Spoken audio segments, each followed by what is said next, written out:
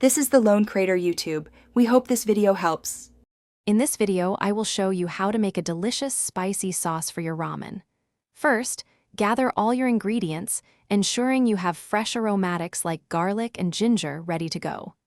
Next, we'll combine everything to create a balanced flavor profile.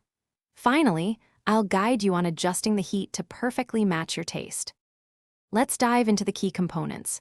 You'll want a good chili paste like gochujang for that authentic spicy depth.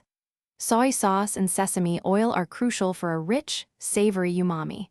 A splash of rice vinegar adds a bright, acidic note, balancing the flavors beautifully.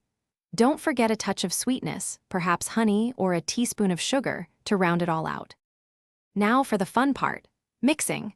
Start by finely mincing about 2 cloves of garlic and a 1-inch piece of ginger to release their full aroma. In a small bowl, combine your soy sauce, sesame oil, and rice vinegar.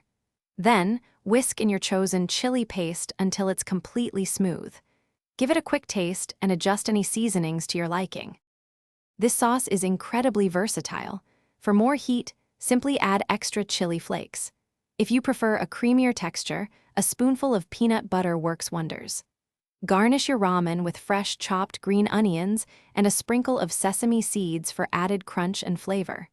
Finally, stir your custom spicy sauce directly into your hot ramen broth and enjoy. Thanks for watching. Consider subscribing if we helped you.